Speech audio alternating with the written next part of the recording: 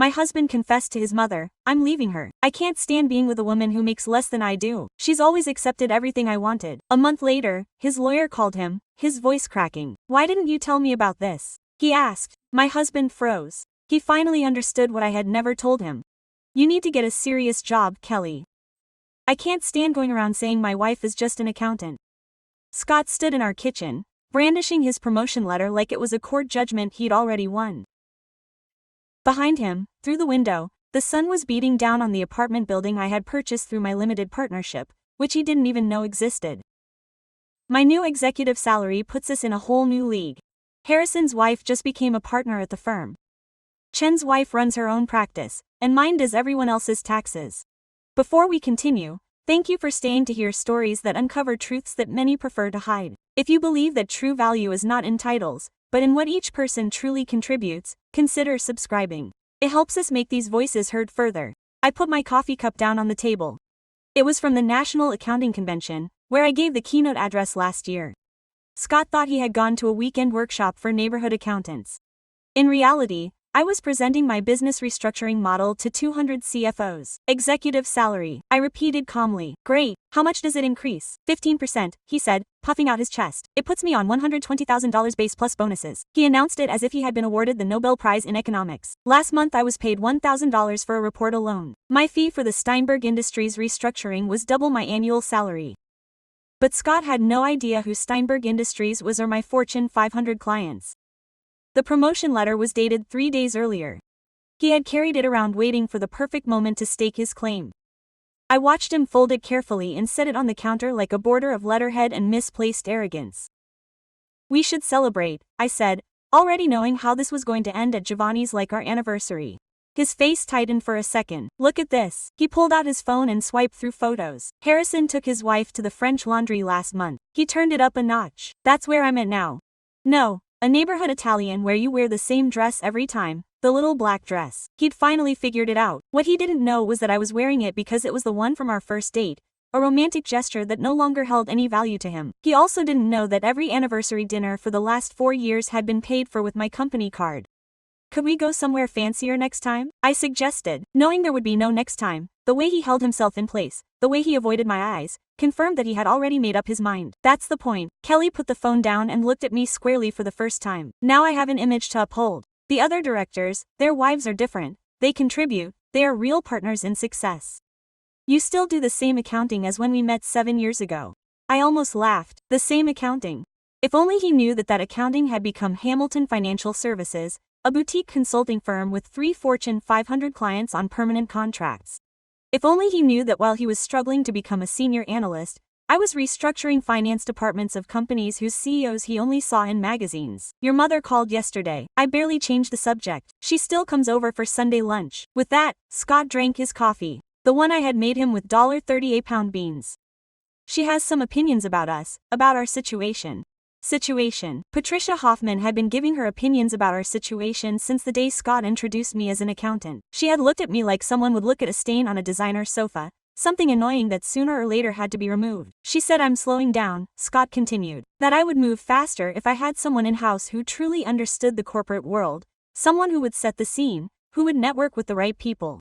"I understand the corporate world," I said quietly. "Kelly, you do the accounting for dentists and laundromats. That's not the same thing." The week before, I had saved a pharmaceutical company $40,000 by detecting duplicate accounting. The week before, I had prepared a technology company for a $2 billion IPO. But Scott thought I spent my days entering small business invoices into Excel. He went to the window, looking at the view my fees had paid for. "I'm 35. This promotion is just the beginning.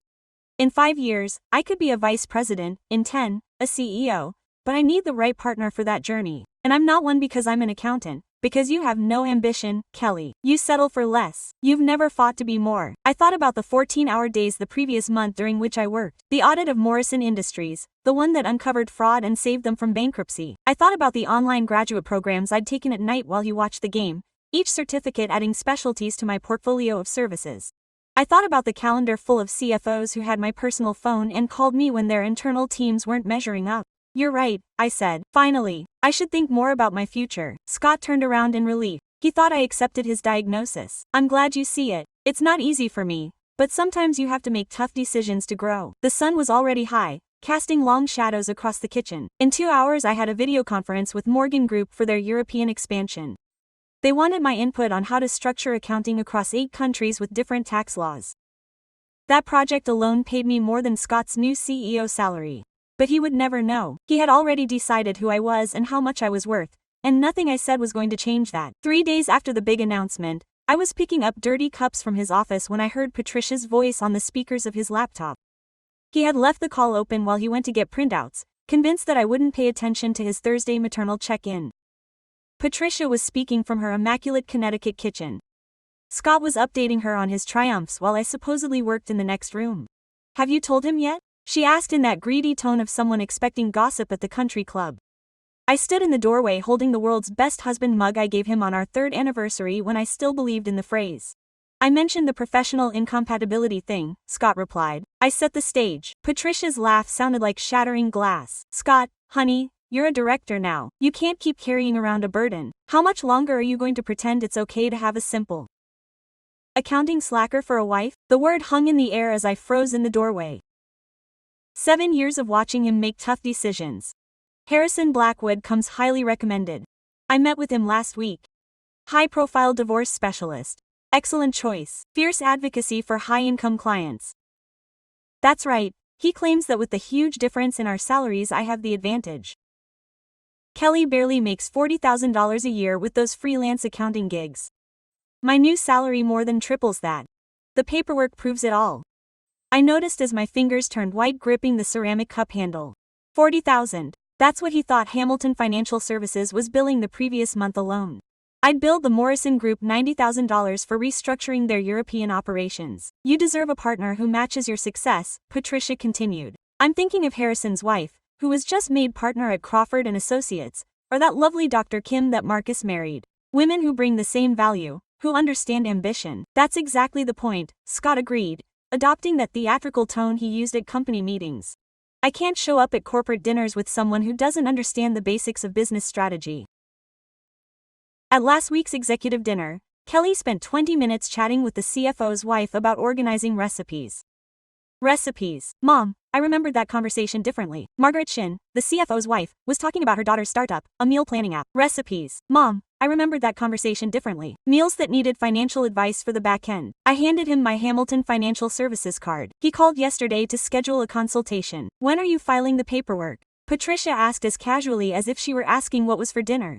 "Soon. First I need to organize the assets, document everything clearly, the apartment, the investments, the savings. I've always been the one contributing the most." "Sure, obviously." "And what did she say?" "A little accounting while you were building a real career." The irony is that she thinks she's helping by managing the family accounts. Scott let out a dry laugh. She has no idea that I've spent months keeping separate records, preparing my case. I quietly stepped away from the door, still holding the cups in my hands, processing what I'd just heard, the way I'd check a balance sheet looking for anomalies. They'd been planning this for a long time. While I was working 16 hours a day to close out Steinberg's audit, Scott and his mother were scheming how to get rid of me. That same afternoon, while Scott was in the office where he was supposedly the director, I dug through the bedroom closet. His gym bag was tucked in the back behind his winter coats, odd, because he swore he went every Tuesday and Thursday. Beneath that, inside a cheap plastic office folder, were printouts of law firm websites. Blackwood Associates was highlighted, with yellow underlines, high net worth protection, maximizing retained assets, strategic documentation of economic disparity. Behind that came sheets of paper in Scott's impeccable handwriting, 2 columns, his and Della. Below his, the condo valued at $800,000, the investment portfolio at $200,000, the BMW below mine, 2008 Honda Civic, $4,000, personal checking account estimated at $2,000, accounting equipment, my laptop, $500. I was taking inventory of our marriage like someone liquidating a business, except I was starting with a huge mistake. The condo wasn't ours. It was listed in the name of Hamilton Financial Services, the LLC I'd formed years before we were married. The investments were managed under my financial advisor's license.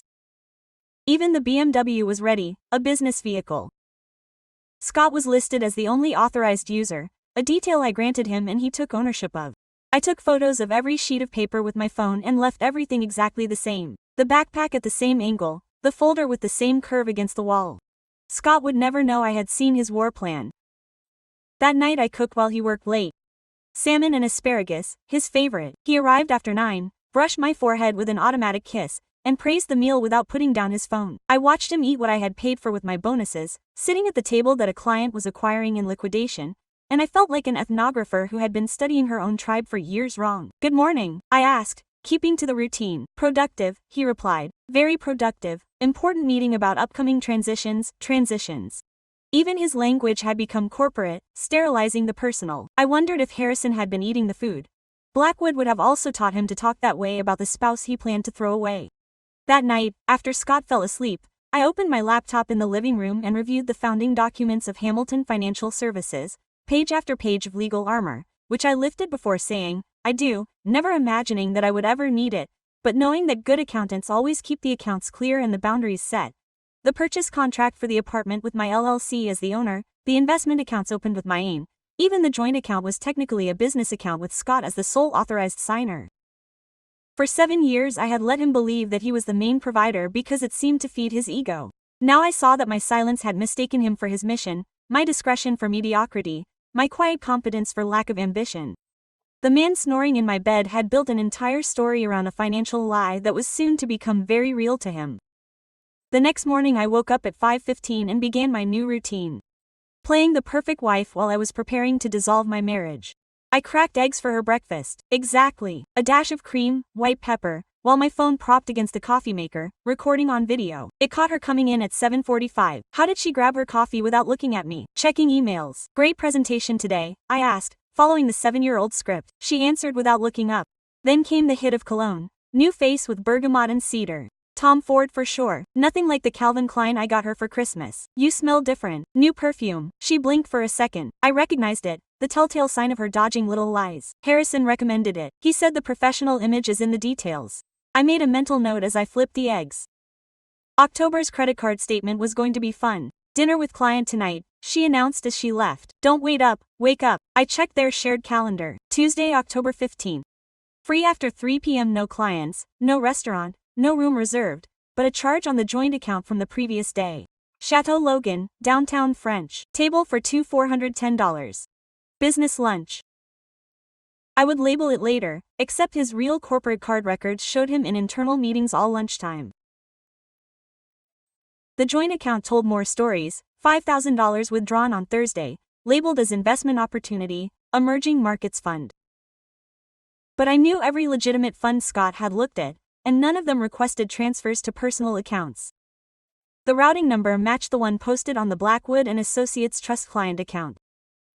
Harrison Blackwood charged fancy fees for breaking up marriages, and Scott paid him with money from the account I had impeccably managed for 7 years. I recorded it all in a neat spreadsheet, color-coded and cross-referenced, the perfume purchases at Nordstrom, the unexplained cash withdrawals. From ATMs in distant neighborhoods to his job, to the entertainment expenses of patrons at bars when his schedule indicated he should have been home. Each entry wove together the financial story of a man preparing to flee, convinced that his wife was too naive to see patterns in the numbers. Saturday brought the monthly couples dinner, the one social event Scott had yet to manage to dodge. This time it was at Marcus and Jennifer Chin's house. Their craftsman-style home smelled of homemade stew and echoed with the voices of their twins taking turns at the upstairs console. Marcus was a tax lawyer, the kind who designed complex corporate structures and knew exactly where accounting ends and real financial advice begins. Stage precision. As you well know, we are here today to examine the economic realities of his case. Economic realities, not emotional or relational ones. Our marriage had already been reduced to a simple Excel spreadsheet. Skotka scratched away and pulled out his phone. "I have prepared a presentation to outline the key issues." A presentation. I had made a PowerPoint presentation about our divorce. I watched him plug his phone into the smart TV we had bought the previous Christmas, or rather, that I had bought while he was protesting the price. The first slide appeared, an analysis of financial incompatibility. Below it was a line graph, his salary steadily increasing, mine frozen at the $40,000 he imagined I made per year. In the background, like a watermark, our wedding photo, our happy faces ghosts behind his made-up numbers. As you can see, Scott began in his lecturer's voice, "The wage gap has become unsustainable. My career demands a partner who contributes equitably to our living standards." Quote. Next slide, on asset allocation, a pie chart where his contribution took up 90% and mine was a slice so thin you could barely see it without straining your eyes. This disparity creates what economists call deadweight loss. He moved on to another slide full of formulas. Resources that could be used for growth are being squandered on maintaining an inefficient status quo, a deadweight loss. He had just described our marriage as a financial failure and me as a drag on its theoretical performance. I wrote deadweight loss in neat handwriting on my pad as Blackwood nodded. Delighted by the spectacle. The solution is obvious, Scott said as he reached the final slide. Proposed restructuring. A clean split that rewarded the primary contributor and ensured a humane transition to the dependent party. Dependent party, no longer wife, no longer Kelly, not even soon to be ex, had reduced me to a financial term. Blackwood pulled a folder from his briefcase and slid the papers across the table with a practiced gesture. Here are the terms that Mr. Morrison is offering with great generosity. The apartment is transferred to his name as the primary contributor. The investment portfolio is the same. It even includes a transitional allowance to help him adjust. Transitional allowance. Scott wanted me to pay him alimony, but they'd wrapped it up like their kindness. I read every clause with the same attention I give to a high-stakes audit, picking out every false assumption, every calculation based on Scott's fabricated version of our finances. The apartment he claimed belonged to Hamilton Financial Services. The investments were managed under my consulting license. Even the car he listed as an asset was leased in the name of my LLC. It sounds very comprehensive, I said finally, pulling out my Mont Blanc, the same pen with which I sign consulting contracts that far exceed Scott's annual salary. You're surprisingly understanding, Blackwood commented with ill-concealed paternalism. Most women in your shoes would be hysterical. My shoes, the shoes of someone about to lose everything, only I wasn't in them. I signed each page with deliberate calm, the same signature that appears on restructurings of Fortune 500 companies. Scott watched me with barely contained satisfaction, probably already imagining the triumphant call to Patricia. That closes the meeting, Blackwood announced, gathering up the documents with visible relief. Mr. Morrison, in 30 days you'll be able to settle into your new regime. They shook hands firmly as partners celebrating a good deal. Blackwood left. Scott ran into the bedroom, his phone pressed to his ear. I could hear him through the door, excited, almost euphoric. Mom, that's it. He signed everything without a word. Just like you said, completely docile. Next week we'll start planning the renovations. Yes, everything needs to be modernized. His tacky style is everywhere, especially the kitchen looks like it's from the 90s. Patricia's laugh came out high-pitched and triumphant. They were already erasing me from the apartment, planning to cover my tracks like someone changing an ugly wall color. I stood in the hallway listening to them celebrate my supposed defeat with the copies Blackwood had left for me in my hand. Docile, basic, old-fashioned taste. They were so busy congratulating themselves that they never wondered why a woman who handles multi-million-dollar restructurings would accept such unfavorable terms without opening her mouth. They never suspected that docility could be tactics rather than capitulation. I stored the papers in my office along with the LLC articles, the property trusts, and 7 years of records that told a very different story than the PowerPoint that still flickered on the living room screen. The real presentation would come later, not in slides but in legal facts that would shatter every one of their illusions. For now, I returned to the kitchen and continued with the routine of a resigned wife while Scott and Patricia dreamed of renovating an apartment that had never been theirs. The salmon I prepared remained untouched on his plate. He barely grunted in response as he looked at his phone. I silently cleared the table, maintaining the role of the defeated woman, and mentally prepared myself for coffee with Marcus Chin. The next morning, Marcus had texted me. After dinner last night, would you like to grab coffee and discuss the tax implications of major life changes? We both knew that we weren't just going to talk taxes. I arrived at the Pine Street coffee shop 10 minutes early and picked a table in the back. Marcus showed up promptly at 9 a.m. His face went from professional compassion to open curiosity when he saw that her eyes weren't puffy or devastated. Kelly, I'm so sorry about Scott, he began as he sat down with a double Americano.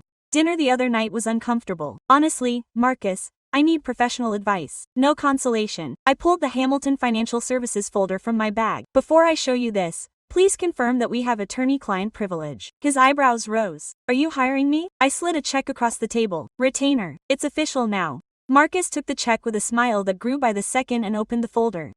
I watched his expression change page by page. LLC bylaws, real estate trusts, investment structures. 7 years of impeccable accounting. He abandoned the coffee shop. Kelly, this is, he flipped through the title deeds again. Hamilton Financial Services owns everything. The apartment, the investments, even the car lease. All created 2 years before you married Scott. That's right, every significant asset is locked away inside the LLC. Marcus sat back and let out a low whistle, and Scott has no idea. He never asked. For him to have his name on the checking account was ownership. This isn't a golden parachute, Kelly. This is a fortress with a garden and a view. He let out a laugh and covered his mouth. Sorry, unprofessional, but when Blackwood sees this structure, he's going to have a heart attack. Scott is already picking out new ones with his mother. I smiled. Let him pick whatever he wants. The papers he made you sign are all fiction about assets that don't legally exist to him. My phone buzzed. Text from Sarah. Boarding. Arrived tonight. I'm wearing my war paint. My sister's way of saying she was ready for battle. Jennifer hugged me at the door. Marcus keeps raving about that restructuring you did for the Morrison Group. He says it was a masterpiece. Scott's hand dug into my hip. His usual signal for me to change the subject, but I was tired of being deflected. It was an interesting challenge, I replied, raising my voice just enough to carry across the room. $40 million saved on taxes thanks to a well-executed reorganization. $40 million. David Kim whistled from the couch. Now that's some real money. Kelly loves her numbers, Scott interrupted hastily, nudging me inside. She always magnifies the importance of decimals. Marcus looked from one to the other, his lawyer's radar already on. Decimals don't add up to $40 million, Scott. That's high-level financial engineering. The evening continued with Scott doing damage control. Every 10 minutes he mentioned his impending promotion in passing while complaining about carrying the entire household's financial burden. When Jennifer asked about vacations, he let out an acid laugh. Vacations on one paycheck. Maybe if I didn't have to pay for everything myself. Jennifer opened her mouth, but Scott was already moving on. Kelly's accounting projects barely cover the car payment, he said, raising his third glass of wine. We're basically a single-income household. Marcus's eyebrows almost touched the roots of his hair. He knew exactly how much Hamilton Financial Services was billing per year because his own firm had referred me 2 clients the previous year. He didn't say a word, but he filed the information away with the coolness of someone who prefers to accumulate evidence in silence. Quote, "It must be very stressful," Jennifer said softly. "Financial pressure can break any marriage." "You have no idea," Scott replied, oblivious to the worried glances that passed between them. That night, when the wine had drained him by 10 o'clock, I locked myself in the bathroom with my cell phone and called my sister Sarah in California. She answered on the second ring despite the hour. "Kelly, it's almost midnight there. What's going on? I need urgent legal advice." "Oh, my, what has Scott done now?" The question elicited a short, bitter laugh from me. More like what he plans to do and what I've already done. I told him everything. The conversation I'd overheard with Patricia, the attorney fees, the fake asset documentation. Then I told him about Hamilton Financial Services, the LLC formed 2 years before we got married, the property titles that never bore his name. Sarah let out a long whistle. "You set up asset protection before marriage. That's genius." "I didn't do it with divorce in mind. I did it out of corporate responsibility." "No, the reason matters, the structure matters. Your name is listed as the beneficial owner on some property or investment. Actual owner, not just a licensee. I never bothered to add it. So, you have nothing. Zero. The apartment, the wallets. Anything in your premarital LLC is off the table. You can document the income inequality until you're blue in the face. It won't do you any good. And the fact that you let him believe you were a joint owner, you let him believe so many other things. That's not a crime." "Did he ever ask to see the deeds?" "Never. He assumes that because it's listed in the joint bank accounts, it's half and half." Sarah's legal mind was already in overdrive. She's building her case on sand. When her lawyer finds out about the LLC, it'll be like taking the queen card from a house of cards. I should tell him now. Don't even think about it. Let him spend the money, file documents, commit to his poor guy pays for it all story. The higher he goes, the stronger he'll be. The fall when it falls. I hung up and stood in the bedroom doorway watching Scott sleep. He had kicked the covers off and now occupied the entire bed as if it were his alone. Tomorrow he would wake up, put on his costume as a successful executive with a clumsy wife, meet with Harrison Blackwood to divide up assets that were never his. He would text someone about scenes that weren't on his agenda, and I would continue with my own interpretation. The blind woman who doesn't smell new cologne doesn't miss the money or detect contempt disguised as corporate jargon. But behind my performance I was constructing something else. A thorough audit of the end of our marriage, recorded with the precision of someone who knows that numbers never lie, even though people do. The irony was delicious. Scott was so obsessed with documenting our income inequality that it never occurred to him to check who really owned the life he intended to keep. For the next 2 weeks, I orchestrated everything with surgical precision. I kept the routines intact while he, day by day, Scott became more and more like a man, more arrogant, mistaking my apparent absent-mindedness for actual stupidity. On Wednesday morning, he approached the kitchen island with the practiced ease of someone who has been repeating sentences in front of the mirror for days. "Kelly, we should talk about our future." Coffee cup in hand. He used the same tone he used when proposing quarterly reviews to clients. "I think we could use a neutral third party to discuss our growing incompatibility issues." Incompatibility. The word came out perfectly. Probably consulted with Blackwood to sound objective rather than harsh. "A counselor?" I asked, feigning innocence. "More like a mediator. Someone to help us navigate this transition professionally." He deposited the fee with calculated delicacy. "I've already taken the liberty of setting up a meeting tomorrow at 2. If my schedule is okay with you, as if you've ever been interested in my client meetings, tomorrow works out well for me. I'll need to get a few things ready." "Okay, come with an open mind as we restructure our current arrangement." Restructure our agreement. I couldn't even bring myself to say divorce. I had to wrap it in business jargon until it became a simple corporate dissolution. The next day arrived, gray and rainy, typical Seattle weather that seemed to be getting heavy. Harrison Blackwood showed up promptly at 1:45, 15 minutes early, carrying a leather briefcase worth more than most people's mortgages. His handshake was so gentle it was like holding broken china. "Mrs. Morrison," he greeted. "Miss Hamilton," I corrected gently, enjoying the way he processed the small reminder of my legal identity. "Excuse me, of course." He smiled with the perfection of someone rehearsing in front of a mirror. "Let's go." Quote. He moved around the apartment as if he had already mentally stored every painting, every couch, every view.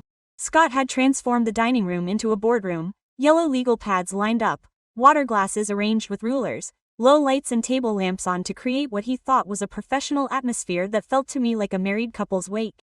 "Thank you both for taking the time to have this conversation," Blackwood began, opening his briefcase with theatrical slowness. Her legal documents were impeccable and she was fully prepared for war. I showed Marcus the message. "Sarah is flying in from California. She specializes in contracts. She wants to help me get everything in order." "Perfect. You're going to need solid evidence for when this thing comes crashing down." Quote. Marcus handed me the folder back. "I can give you some off-the-record advice." Let Scott continue digging his own grave. The deeper he digs with his stories, the harder he falls. That same night, Sarah landed looking like a lawyer from the angels, expensive suit, flawless makeup. Her eyes, however, betrayed the unease of a little sister. She hugged me tightly at the terminal and whispered in my ear, "We're going to destroy him," before regaining her cool, professional smile on our way downstairs. While Scott headed off to another of his high-profile dinners with a mystery client, Sarah and I spread out 7 years of bank statements on the living room table, right where Blackwood had laid out his crazy division of assets yesterday. Sarah brought in her computer and a portable scanner. She was determined to digitize every single piece of paper. "Start at the beginning," she ordered as she opened a new spreadsheet. "Every single income, every single client charge, absolutely everything." We worked until dawn, fueled by black coffee and perfectly legitimate fury. The numbers told a story Scott had never bothered to read. My consulting fees for the past year totaled $347,000. Scott's reported income was barely $98,000, not the $120,000 he boasted. The bonuses he was bragging about were a complete fabrication. "Wait a second." Sarah stared at her laptop screen at 2:30 in the morning. "I just went to Scott's LinkedIn. It says he's a senior director of strategic initiatives." I let out a tired, acid laugh.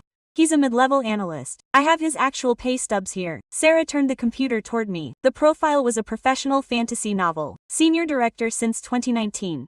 Reports to 12 people. Key player in deals worth hundreds of millions. Even his education was bloated. He listed executive degrees as if they were master's degrees. "This is pure fraud," Sarah declared. If his company found out he was lying publicly about his title, they'd be fired that same afternoon. "He's come to believe it," I said, looking at his profile picture. That winning smile aimed at a future that only existed in his head. He'd repeated the lie so many times that it had become his reality. Sarah wrote everything down in her legal pad. "This explains his haste to abandon you. You're the only one who knows the truth. Without you, he can live in this bubble of made-up success."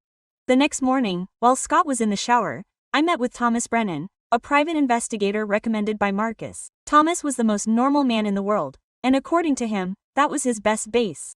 We met at a cafe by the harbor, far from any place Scott might show up. "I didn't want surveillance," I clarified. "Just official confirmation of his employment and a basic employment history report." Thomas nodded and slid a contract across the table.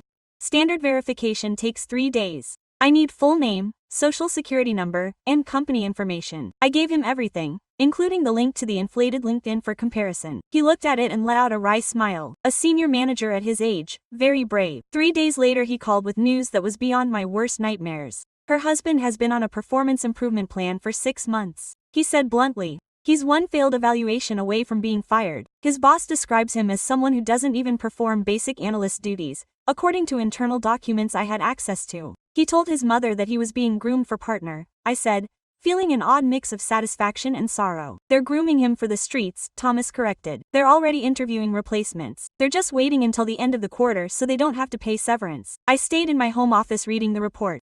Scott wasn't just lying about our finances. He built a parallel life where he was a top executive held down by a mediocre wife. The truth was, he was an analyst on the brink of losing his job and the assets he thought were his. Sarah read the report that same night, and her legal brain was already plotting moves. When this gets aired in court, if it gets that far, her credibility will be reduced to zero. No one is going to believe a guy who lies about his own title when he talks about who owns what.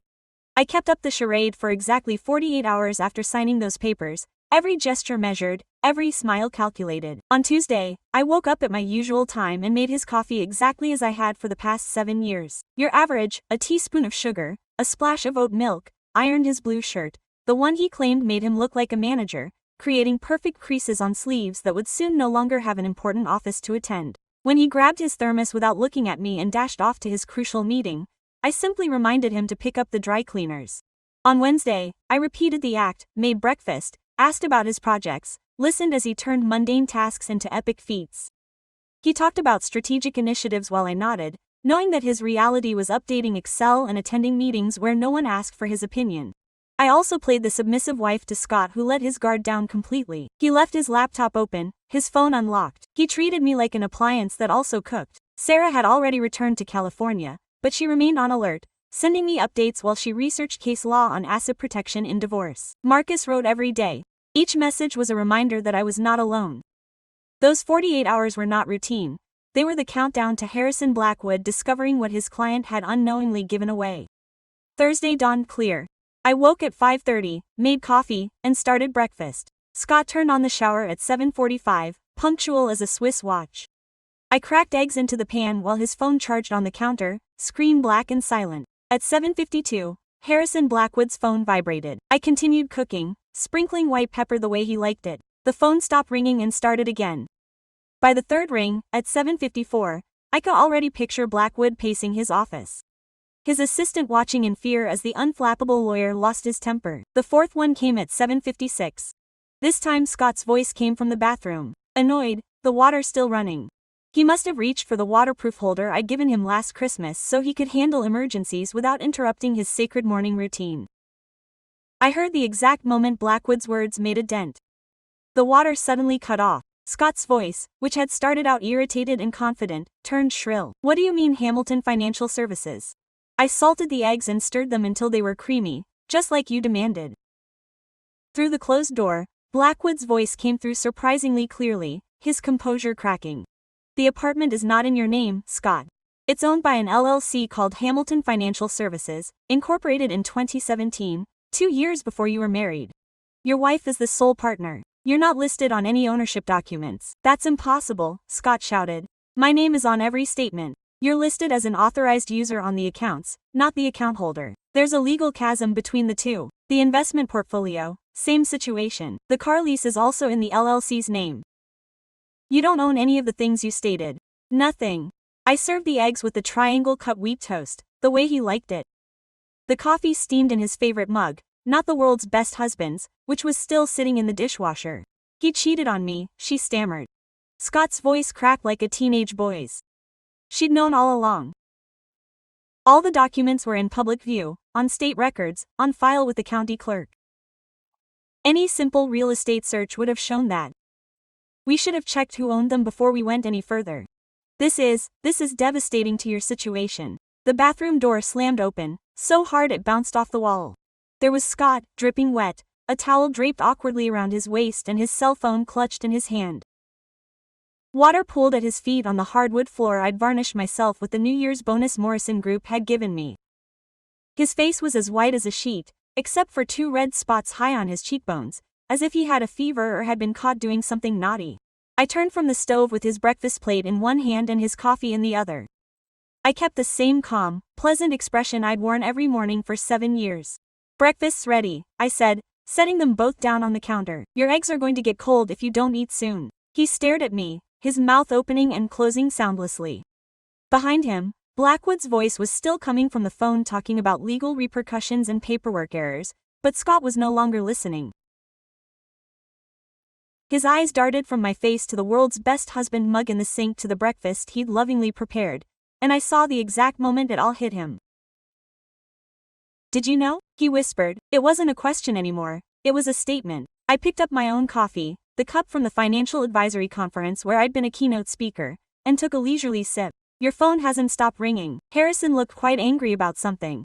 "Maybe you should call her back." Water dripped from his hair onto his shoulders. Each drop seemed to mark time. He suddenly looked smaller, huddled in that towel in our kitchen. In my kitchen, the CEO who had been presenting slides on cost cutting had been replaced by a lost man trying to process just how outsmarted he was. The LLC started and paused, searching for words. Hamilton Financial Services. Confirmed. Incorporated 2017. Everything neatly recorded and filed. You signed the acknowledgements every year when we filed our tax returns, page 37 of Schedule E showing the LLC income. You've signed it 7 times. His phone vibrated. Blackwood calling back. Scott didn't answer. He seemed unable to move, trapped between the bathroom he'd emerged from and the kitchen where his certainties were crumbling. "Your breakfast's getting cold," I said, going back to the stove to scrub the pan. "And you've got that 9 a.m. meeting about strategic initiatives. The one where you update Excel while pretending to be a C-suite. You don't want to be late." The cruel precision of my words made him flinch. He grabbed his phone, staggered back toward the bedroom, leaving a trail of wet footprints on floors that had never been his. I heard him trying to talk to Blackwood. His high-pitched, nervous voice was asking for options, strategies, ways to counterattack, but there was nothing to attack, just numbers in neatly filed, legally binding documents that told a story he'd never bothered to read. I calmly washed the breakfast dishes while Scott dressed, stumbling around the bedroom. When he finally emerged, his shirt was buttoned wrong and his hair was still wet from the shower that had changed everything. He stood in the doorway of my home office, watching me open my laptop with the anxiety of someone waiting for reality to be different. "We need to talk about this," he said, trying to regain his managerial tone, although his hands were visibly shaking. "Sure," I replied, pulling out the spreadsheet I'd kept for 7 years, the one with color-coded categories and subcategories that told the absolute truth of our marriage. "Where do you want to start?" "Income, expenses, ownership of assets." The screen filled with rows and columns. Every cell perfectly formatted and linked by formulas. Green for my consulting fees, blue for Scott's salary, red for household expenses. The pattern was clear. An ocean of green that paid for almost everything with little blue islands that barely covered his personal whims. "Let's start with January of last year," I suggested, scrolling. "Your take-home pay after taxes, $57,000. Car payment, $90,000. Gym membership, $175 a month. Personal credit card minimums, $12,200. Networking dinners you insisted on twice a month, $400 in January alone. Total shortfall, $347, which I covered from my Hamilton Financial Services operating account." Scott's face turned red as the numbers scrolled by. "I make more than that, gross." "Yes, but we're looking at actual net versus actual expenses. You can look at February, March. The pattern is identical. Your paycheck covers about 18% of household expenses. My consulting fee, the remaining 82%. He gripped the door frame. His knuckles were white. "You never told me you made that much. You never asked. Every year when you filed your taxes, you had the numbers in front of you. Schedule C from Hamilton Financial Services. Schedule E for investment property rentals. Form 88 Chains 29 for business use of residence." I signed them without reading them. I minimized the sheet and opened LinkedIn. His profile popped up, that confident smiling photo next to the made-up title of Senior Director of Strategic Initiatives. I opened another tab with the copy of his due. "Oh, man," I said, putting the 2 windows side by side. LinkedIn says Senior Director since 2019. D2 says, Senior Analyst, same job code 4 years in a row, no promotion. Just CPI adjustments that didn't even track inflation. Everyone inflates their profile a little. I babble. It's marketing when you're looking for a job. It's fraud when you use it to apply for credit or lie to a judge. You presented it to Blackwood as proof of your financial standing and signed the divorce petition, swearing to be the primary breadwinner based on that lie. My phone rang. Patricia. Her Christmas photo with the pearls and that expression of practiced superiority. I put it on speakerphone. You manipulative witch, her voice screamed, filling the room. You had this all planned out. Hiding money. Deceiving my son. Good morning, Patricia. I hung up calmly. I haven't hidden anything. Everything is filed with the state, registered with the county, and reported on the tax returns that Scott signed. The fact that neither of us bothered to read what he signed is not manipulation on my part, it's fraud. We're suing you on what basis? That I keep impeccable books, that I formed the LLC before we were married. Something all financial advisors recommend? That Scott signed without reading? Ask any lawyer. They'll tell you the same thing Blackwood already told you. It's all perfectly legal. Scott tried to take my phone away. I pushed it away, still staring at him as his mother continued to scream. He's moving in with you, right? I asked Patricia directly.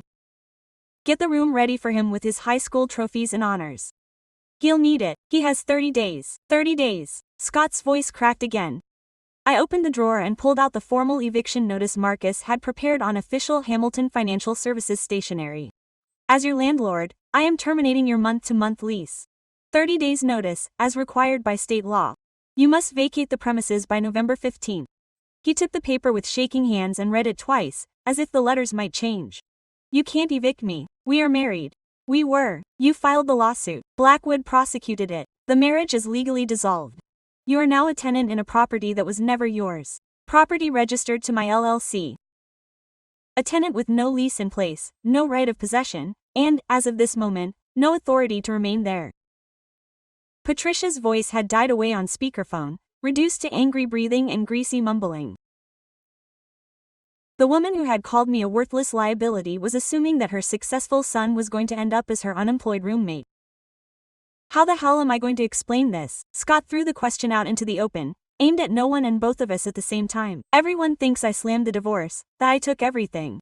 That's a branding problem, I said. Maybe you should update your LinkedIn, although I suggest you be more honest this time. Unemployed analyst urgently seeking housing. He has a brutally honest charm. Are you having fun with this? He snapped at me in a sour, hunched voice. I thought about it for a second, looking at the man who had called me pathetic, who had plotted my financial ruin with his mother over wine, who had prepared PowerPoint slides about my supposed shortcomings. I'm not having fun, I replied frankly. I'm just closing the chapter. You wanted a divorce on the grounds of financial incompatibility? Well, you got it. Only the incompatibility wasn't going the way you thought it was. Patricia found her voice suddenly. We're going to fight this. We'll find a way. Patricia. I cut her off in a calm, definitive tone. Scott now has two urgent priorities. The first, finding a new place to live before the eviction is finalized. The second, updating his resume with real information before his termination becomes official. Oh, and I forgot to mention that he's been on a performance improvement plan for 6 months. His company is already interviewing candidates to replace him. The silence that followed was absolute. Patricia stopped breathing. Scott's hand, which was holding the eviction notice, froze.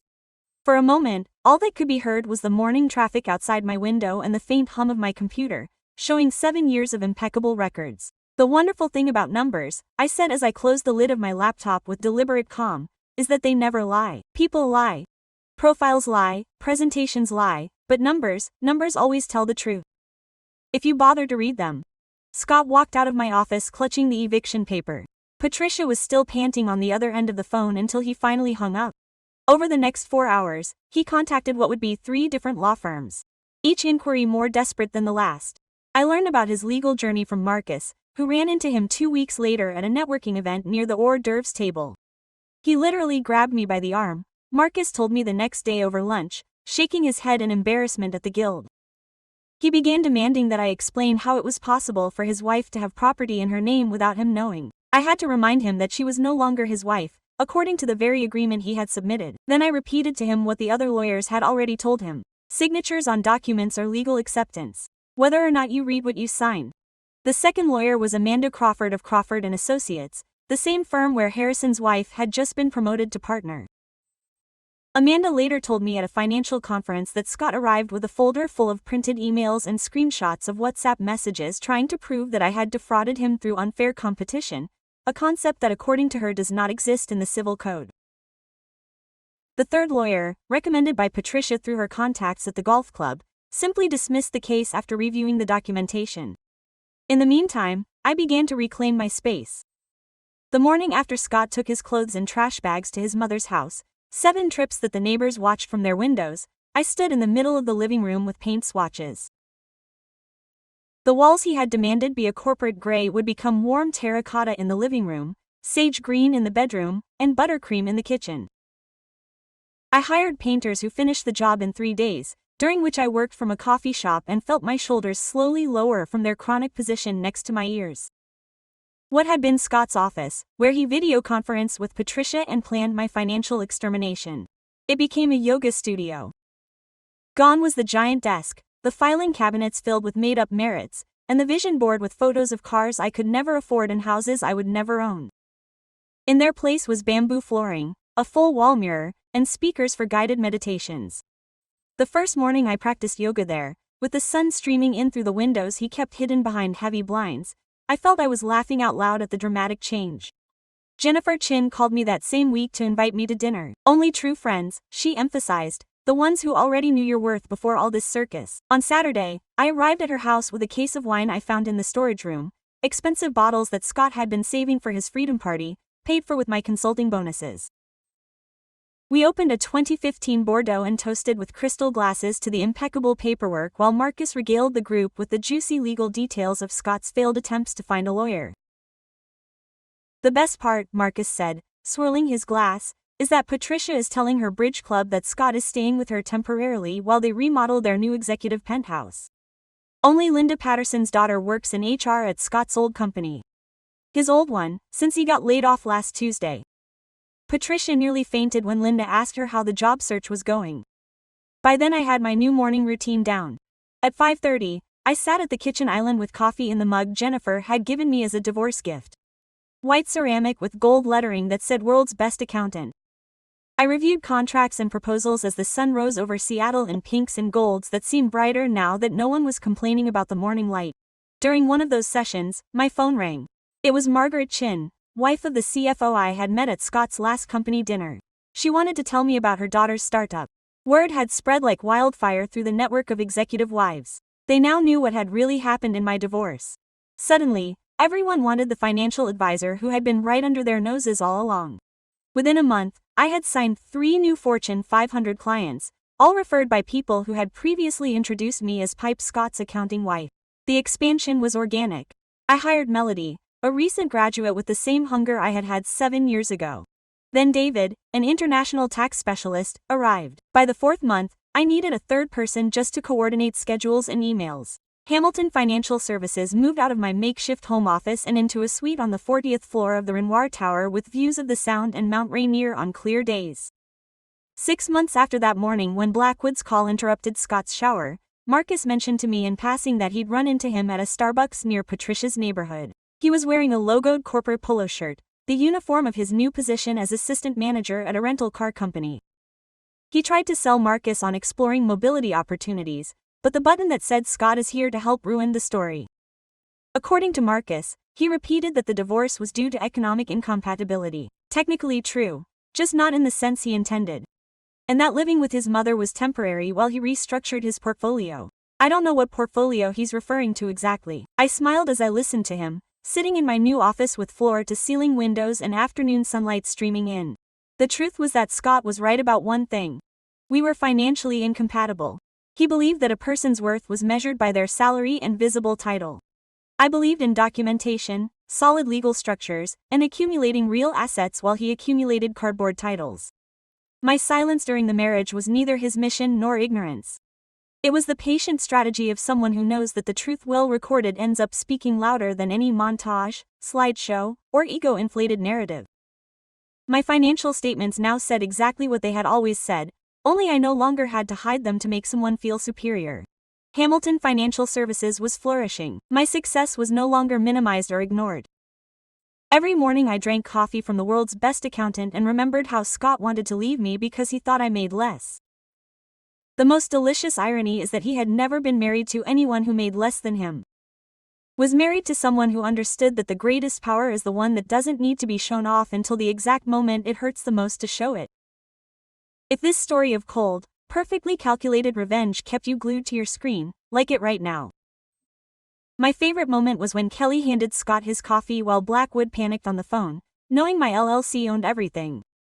What was yours? Let me know in the comments. Don't miss more brutal stories like this.